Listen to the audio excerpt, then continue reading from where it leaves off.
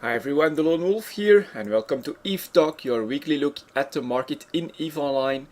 I hope everyone is ready for FanFest next week.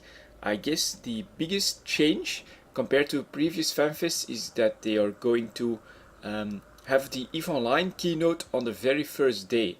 I should be home just in time to catch that. Unfortunately, I do have to go to work. For a lot of the interesting FanFest talks, but the EVE keynote should be able to see that, and the reason they are going to do it like that is because they don't want to have too many talks where the devs have to say, well, you'll have to wait for the keynote, so they'll get that out of the way right away, and we'll get a lot of good information on there.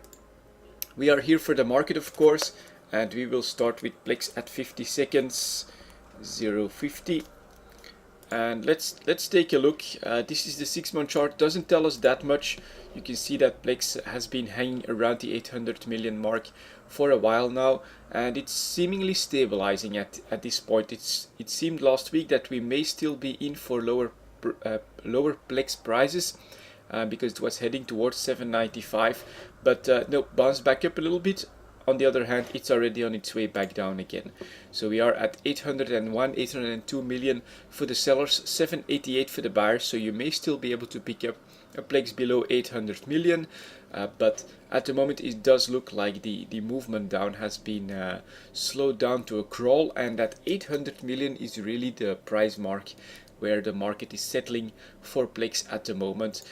Of course, after or during next FanFest, we may see a plex sale that could have an impact with more supply coming in. If of course you can buy some plex cheaper from CCP, so look out for that. But for now, it does look like 800 million is the price for a plex. Moving on to minerals, then we'll start out with titanium, and I'll write down 205 for that. It's good to see that titanium has managed to maintain itself just above or just below 6 ISK on the chart. Let's see, sellers 602, buyers 596, so a very small margin, 6 ISK, and a lot of sellers that still maintain a price above 6. So that's okay for high-sec miners, I think. Let's have a quick look at the numbers here. 120, 100, 1 billion, almost a billion, 700 million. Over here 320, 256. So I would still give the edge slightly to the buyers, a bit more supply than demand, and thus the price around 6 ISK and hopefully above 6 ISK for the sellers can still be maintained. I'm looking for stability in the market at the moment, and despite the fact that we had this little bump right here where they reached almost 585, it does look like just around 6 ISK is where we will stay. Let's see if the 5-day moving average can pull it up just a little bit on the chart as well. I would like to see the chart get back to 6 ISK. I'm just not sure if that's going to happen. Still decently stable at the moment, with still a slight edge on the demand number, so that's good. Next up, pyrite, 1285 for the buyers, 1286 for the sellers, so no margin there whatsoever. That should also be the price on the chart here. After last week's leg up, it does look like pyrite is managing to maintain that higher price. So let's go for the 1-month chart right here. Yeah, staying just below 1280 on the chart. And was it also 1285, 1286 for the sellers? So just a touch higher than the chart at the moment, but seemingly stabilizing at around this price now. So that's a very good news, I think, for high-sec miners. That does mean that you will be able to sell your pyrite for like 40 cents higher. At the moment, it gets you just a little bit more for those ores that produce pyrite. So pretty good here. Very nice to see a stability at these higher prices. So unlike with titanium that went lower and now came back, pyrite seems to be able to maintain itself. Next up, Mexalon.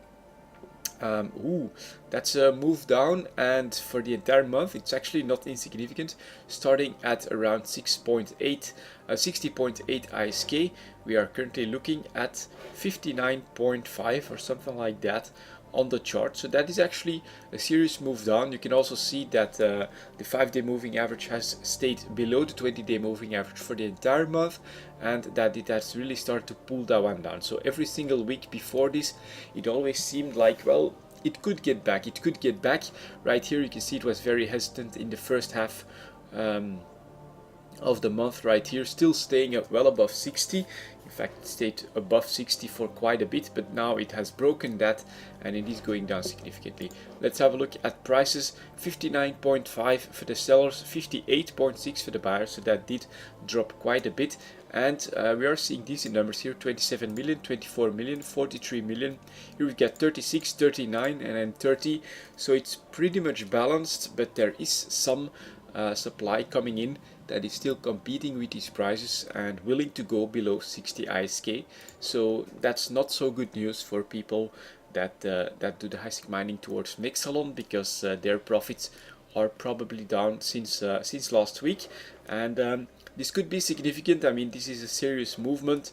We'll need to see where Mexalon will stabilize next, but that's very hard to tell since it just broke 60 ISK. Usually round numbers can be something of a barrier, or a bit of a psychological barrier for the market to really break that one, but last week they went right through 60 and they're still heading down, so be a bit careful when it comes to Mexalon. Finally, we have Isogen, 125 for the buyers, 126.5 for the sellers. On the chart, that's a bit more reasonable for a stable price right here, starting at just 129, something like that. A bit of a bumpy ride, but a double spike up, if you want to call this a spike. It's not that significant, and then it went back down, but now it does seem to be stabilizing at around the 126 price mark. So this is still okay for Isogen, supply demand wise. 17, 13, 12 here, 11, 13, and then a very opportunistic one at 122 for 100 million. So slight edge to supply, I have to be honest here, slight edge to supply. 89, so these are all pretty recent. This one is just a 10 hour, so 12 hours. 89 here again. The first half here is less than 24 hours old. Over here, yeah, a bit less, so there is a bit more supply for Isogen. Be careful here as well. Just like with Mexalon, that has been going down, we are seeing the first 2 weeks of 5-day moving average being below 20-day moving average. This could be a trigger. We could go lower in the next 2 weeks. Be careful. I'm hoping for stable prices, but for Isogen, it's not looking too good if we look at the market data for supply and demand. Next up, Noxium, 650 for the buyers, 670 for the sellers. That's okay. That's not too big a margin. And right here, pretty stable at the 670 mark, you know, just a bit above that, a bit below the 20-day moving average here. So that's still okay. If I go for the longer chart, you can see that it's still alright over the 6 months as well, managing to maintain itself, crawling out of that slump down below 540. That was quite significant, but for now it looks like Noxium has pretty much rejoined the ranks of high-sec minerals. It can be mined in high-sec, it's just not that easy. There's probably much better sources for that in low-sec and wormhole space, maybe even low-sec as well. But it is behaving a lot more like a high-sec minerals at the moment, considering that it's a bit higher than where it comes from, and it is at the moment managing to maintain a decent price with maybe a slight edge on a downward trend. Let's have a look at supply demand. 3 million, 3.5 million, 2 million, 3 million, 1.2, 1.2, 4.5, 9, which is still well in line with the other buy orders. So slight edge on demand here, looking okay for Noxium to maintain its price like most other high-sec minerals. Let's have a look at Zydrine here. Yeah, that one is at its bottom. A 6-month chart will tell you a very nice story of pretty low prices, and then a 1-year chart is ouch, that's actually quite painful. So yeah, managing to find a bottom just above 400 ISK, so that's a nice round number. Buyers though 392, they wanna keep going lower. Sellers 417. And from last week we're pretty much flat and right on the 20-day moving average. So not much to say on the Zydrine market except that it is extremely low, and hopefully it can find its bottom, but it did try to go below 400 ISK before, and it looks to me like the buyers are trying to trigger that again. They want even lower Zydrine prices, but it's going to be very hard to actually do that now. Next up we've got Megasite. That one also, look at that, going as low as 695, current price 720, 725, so just a little bit higher than it was last week. But honestly, again, we see 2 million units coming in. You don't see anything like that on the buy order side. Here we've got another 9 million, so they're very hesitant to create a bottom, and it does seem that there's still a lot of pressure for those knolsic minerals, megasite and zydrine. So that's pretty weird. That I mean, it crawled out of 690 back up to 720, and immediately we see one really big sell order of 2 million units that is going to put a damper on anything of an upwards movement. In fact, this could trigger a slide back towards 700 ISK. So yeah, be very careful, I would say, with those knolsic minerals. You might see a bottom when you look at the chart, but it's very difficult to say if that's actually going to happen. Alright, next up, Tech One chips, 11 minutes, 11:00. Tech One chips. Alright, we know that these have been decently stable, so it's really just the variations to see if you should bring a specific chip to the market or if you should switch your production a little bit. So the Caracal, a few weeks ago, we saw that it went up very nicely, up to 12 million from a normal 10.5 million. But as you can see, the reaction was there, supply came back, and now we are back at the normal 10.5 million, exactly 10.5 million. And unfortunately, people may have been a bit overzealous. 53, 58, 47, those are decently big numbers for a cruiser sized chip to bring to the market. So we could see a bit of a counter movement here with the Caracal going down below 10.5 towards 10 million, maybe even lower if supply keeps up like that. And yeah, this does mean though that the market is working for the Tech One chips right here. You know, higher prices, more supply, coming back down to a normal price. Sometimes there's a bit of oversupply, so we'll go lower. That's very likely here for the Caracal. Sometimes it just stabilizes there. It really depends on the ship. Here's the Dominics then, starting at 196, so 195 is okay for the Dominics. Currently we're looking at 198, that's pretty stable. You can see a bit of a higher price point, a counter response with a lower price point, and now we're right back where we should be. So the Dominics, quite okay, nothing to report there. If you have them, or if you normally produce them, it's still okay. I think you get a decent price out of them, but no need to like increase supply or anything like that. Here's the Drake, again, very stable, maybe a bit low, but no, it's right on the 48 million mark. That's okay, with a bit of a spike here as well, just a couple of weeks ago. Next up here is the Myrmidon. That's exactly the opposite. We come off a spike earlier, like in the first week of the month, 52.5, not much of a spike really, but it was a bit higher than the 20-day moving average. Then we went down to 50.5 million, and now we are back up to 52.2 million. So the Myrmidon is doing a bit of movement. How are we looking at supply demand here? Well, there is quite a bit of competition. You can see people coming in with 1 Myrmidon because we are at 52 million. This will probably mean that we'll see some bigger numbers in the upcoming days and weeks, trying to take advantage of that bigger price. If you're fast, you could be one of them. But after that, I do think we'll quickly go back to the normal medium price. Let's have a 6-month chart on this. 51 million is a normal price, so even at 52 we'll probably see a bit of competition, but it's really not much. Just a 1 million margin on a 52 million ship. That's really not that much. So no, I don't think you should overreact to this opportunity for the Myrmidon. Here's the Rupture. That one has always been decently stable and is still looking at 10.5 million, which I think is a normal price for the Rupture. We started a bit below that, a little bit of a trend up to 11.2, so that's like 0.5 million, that's not a lot, and then we basically stabilized at around the normal price of 10.7.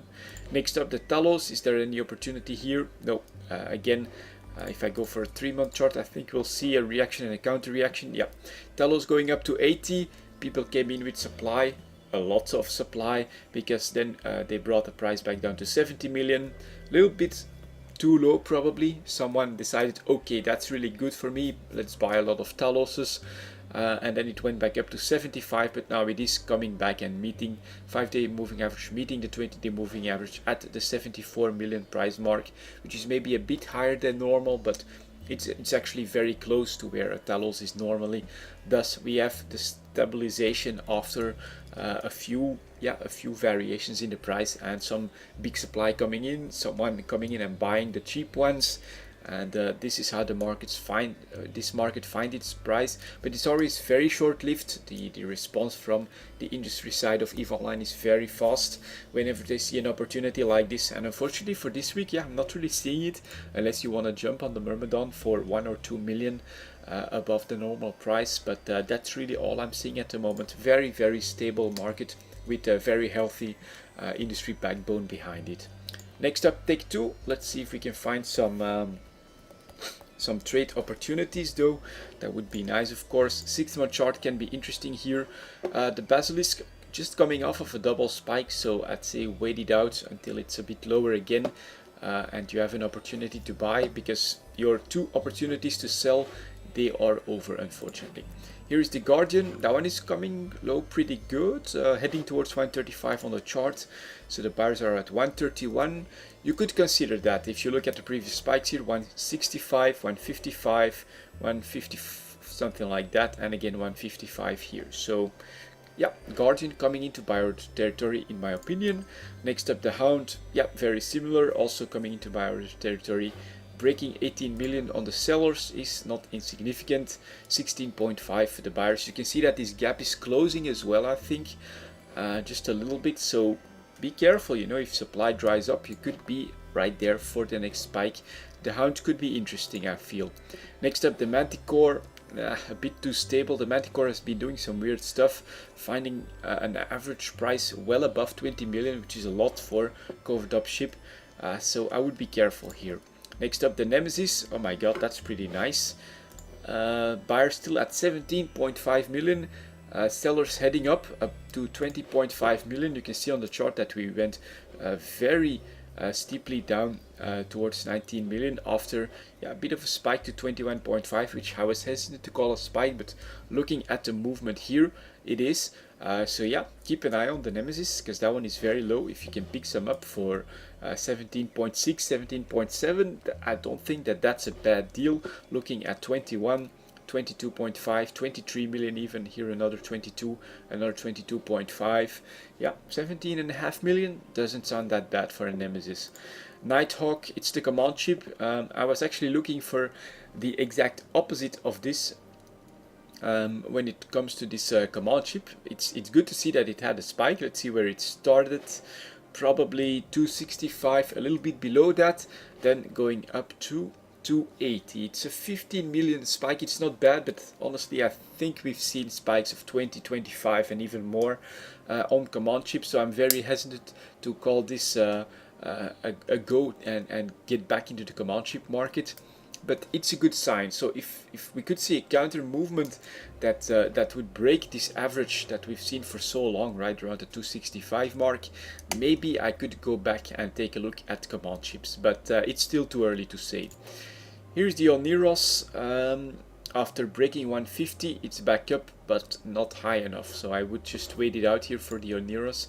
I honestly don't think you're in any good opportunities. Buyers just below 150, so maybe if you want to still pick some up, but sellers 158, so the margin is pretty damn thin here, and we'll need to see where the market head next. Of course you want to keep an eye on it, but I would not make a move or invest ISK at the moment. Here's the Purifier coming off of the 18 million. Will it work its way even higher? No, unfortunately. 78, 29, 27 and 57 of them. That's a big chunk of supply that is going to stop this movement right here. So wait it out, I'd say, for the Purifier as well. And then the Scimitar, ooh, that one is doing very nicely if you want to buy a few, I think. 131 million, very few buyers on this. The sellers are competing for that, but not in huge big numbers. If we look at the spikes, they've been quite a while, so this is a bit of a gamble if you move on the Scimitar, but it could be a very good move because it's been a while since we've had a big move up, but at current prices and with current data, we could see someone swooping in, picking up all of these sellers for a fleet of Scimitars at any point, and then who knows where it goes. So I feel this is actually pretty interesting for the Scimitar this low. If you look at the first half of this 6-month chart, it's a bit of a risk, I'll grant you that, but if you're willing to take that risk, Scimitar could be something pretty interesting. Next up, Tech Tree ships then, and we are at 20.10. Okay, Confessor, that's pretty much yeah, where it was for the last few weeks and months. You know, after the initial rush, the initial very high prices because of the newness of the ship, it went down to a normal production price very, very quickly, and it is still there. The reason for that, in my opinion, is there is so much Tech Tree industrial potential in EVE Online at the moment that the market cannot absorb all of it, and thus we are seeing this well, very stable price for these Tech Tree destroyers just a few weeks after they come out. Here is this Vpool chart. You know, that's going to go straight into the same pattern. You can buy one for 35 million already. You can see the supply 68, 54, 62, 34 buy orders. Oh, pretty much not in those numbers, and so yeah, there is this oversupply in the Tech Tree market, and this is causing very stable Tech Tree destroyer prices. Next up, the Legion then. You can see that the movement down is just basically happening for Tech Tree cruisers. We've seen that in the last few weeks. Oversupply 25.97. Those are the latest orders, still competing with the price, still bringing it down. So that movement is here. Oversupply is back, taking over the Tech Tree market. This is the Loki chart then. A little bit of a stall right here, but you can see the trend after the spike, which was the Confessor launch. And then 36, 14, 12, 16, yeah, an opportunistic order here, 43. So it's really a demand for Loki. Someone wants to get a lot of Lokis all of a sudden. That is stalling this downward trend. If you look at daily volumes, 70, 80, just give this a few days. These 40 will probably be gone, but these will still be coming in, and thus I think will be going back down after that. Here is the Proteus then. On the chart you can see, yep, still staying below the 20-day moving average, really dragging that one down. And then here we've got 10, 21, 5, 3, 5, 8. It is oversupplied. That's just the situation. Here's the Tengu. It hesitated for just a bit, but then you can clearly see that we are back down. And then here we get 7, 7, 20 here.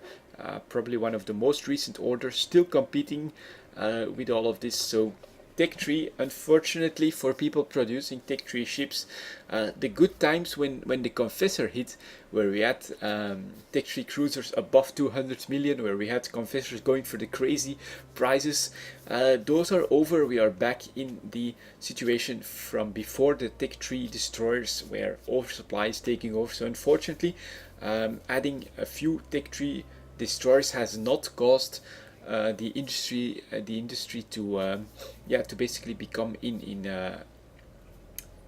less oversupply situation. It is still existent, even though some people must have switched to Tech Tree destroyers, thus taking some potential out of it. It's just that big at the moment that the market cannot absorb all that is being produced for the Tech Tree market. So unfortunately not a lot to say about that one. I'm suspecting, maybe I should quickly hit on that before I go for the extra material. This spike here was the Confessor launch. Look at the rest of the Legion chart. You're not seeing anything from this Vpool anymore. It is probably this little hesitation right here for the Tengu. That's probably going to be this Vpool launch. So it's what I was expecting, honestly. The Confessor was the big move, the first one. So that's where the market reacted, thought maybe there was an opportunity. But now every next Tech Tree destroyer that is going to be launched is going to have much more moderate impact and almost no impact, I feel, considering how fast this Vpool went, how low it is already, 35 million for his Vpool, that's almost nothing, and how big the oversupply situation in some of these Tech Tree cruisers is. I really feel that it's only going to marginally influence these charts for the next two releases. If Tech Tree destroyers come in those releases as well, of course, that's a bit of a question mark still. But don't expect the same response as with the Confessor, unless maybe one of those tech tree destroyers has like incredible potential. It's something that everyone will want. It's going to be like a fleet doctrine or something like that. So keep an eye out for that. But if that's not happening, then I'm not seeing really big waves in the tech tree market with the next two tech tree destroyers. And then finally, the extra material for this week, 2510. I'm going to choose manufacturing materials, I think, or was it in components? Nope. I want some moon stuff. Let me see. Raw materials? No. Reaction materials? Yeah, here we go. Advanced moon materials. If the announcement for the changes in nullsec will have had any impact, it should show up right here. And it should be something that's like across the board, I feel, if there's really been a market response. So here is the crystalline carbonite. I mean, I'm not familiar with this market, so if I pronounce some stuff wrongly, that's why. But this pretty much stable since December, after a bit of a downward trend, a bit of a slump just before December. So not really seeing anything huge here. Next up, fermionic condensate. That one has a bit of a spike that's already recovered from that. So I would say this is a different chart from the carbide, which has been very stable since December. This one has known like an uptrend since December, from 52k up to 62k. So 20% increase in price, not bad. But I'm not seeing that big response from the nullsec changes here either. Here is then Fernite, which is pretty much the opposite, you know, big spike in December, then a move down, and finally stabilizing at 115 where it started 6 months ago. So it's the exact opposite. I'm not seeing a similar move to the other ones or anything like that. Here is Ferrogel, nice little two spikes right here, one November, one where would I put that, mid-February. And then stabilizing a bit higher every time, so something completely different again. Here are Fullerides, pretty low I would say at the moment, although working their way up from a low of 550. This is a healthy market, I think, although a much slower market than something like the Tech 1. You know, it clearly has trends. Here you can see that from November 1st pretty much to January 1st we went up, then a little bit of a spike, a counter response back down to 550, and now we're probably back on a slow uptrend for Fullerides. Next up, hypersynaptic fibers, a nice little spike here again, not that long ago, but it's already coming back down, and trying to find the price a bit higher than where it was for like how much is that, 4 or 5 months, pretty stable at around 8,000 ISK, then huge spike, well, all of a sudden up to 12k, 50% increase. That's not insignificant, but very short-lived, and now probably stabilizing just a bit higher. Nanotransmitters, completely different chart again, so I'm not seeing the nullsec impact on pretty much all moon materials or something like that. I think people just figure out how they're going to defend their current holdings within the new system. They have plenty of time for that, so it's just a normal market here. Some of them pretty spiky when they've been stable pretty low for a while, but it was pretty short, and then some of them really have a much more wavy chart where you have slow trends that work their way up and down, a little bit like this here. Non-linear metamaterials, this is a decently slow move up here throughout November, slowly going up, then slightly going down again over the course of 2 months, something like that, and now it's slowly going back up again. So pretty interesting how they vary quite a bit here. Phenolic composites, that's much more spiky, much more of a short triple spike right here, pretty interesting, and then back down to a normal price of 1300. It's pretty cool, but a very large market with much variation in it. I think if I'm very likely to try and go to nullsec this summer, I may get acquainted with this market much better if I try to go for some manufacturing myself, for instance. Right here, photonic metamaterials, that's pretty interesting, where we've got this big bulge basically, where the price went up throughout the first 3 to 4 months.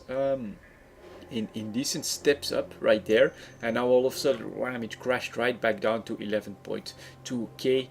So yeah, again, something we've not seen in any of the other charts. It's very varied, but I'm not seeing a big response from the null exchanges. Here again, plasmonic materials, one nice spike standing out. For the rest of this, pretty stable between, I would say, 9 and 10k for most of the time. A bit above that is where we come from, but pretty stable. Here is ceramic fibers. That again is pretty much a very serious uptrend for 4 to 5 months, and then well, I would say 2 months almost to go back down where we come from. So this is okay. This is one big wave over 6 months. Terahertz metamaterials, that's a bit more spiky, although we are again back where we started from 6 months ago. Titanium carbide, that's pretty decent, I think. 110 to 125, back down, back up, back down, back up. So this is much more of a stable one over the course of 6 months, although the trend is up, but very spiky. Very, I'm going up, I'm going down, I'm going up, I'm going down. So yeah, titanium carbide, if the percentages would be high enough, which I'm not sure, well, from here to there, 115 to 140, that's about a third of the price. Yeah, that's coming into interesting territory percentage-wise for trades and stuff like that. There are some of those as well here. And then tungsten carbide, yeah, this is much more stable, I think, much more smaller in percentage here as well. Spikes down, spikes up. So interesting. The advanced moon materials, it got a lot of different stuff. I'm not too acquainted with it. Maybe I'll dive into these markets a bit more deeply when I go to nullsec. But for now, my analysis of this is that we're not seeing a movement across the board because of the announced nullsec changes just yet. I'm just not seeing it in these moon materials, and I think if anything would have moved, it would have been these. Anyways, that's it for this Eve Talk then, guys. Thank you very much for watching, and I'll see you all next time.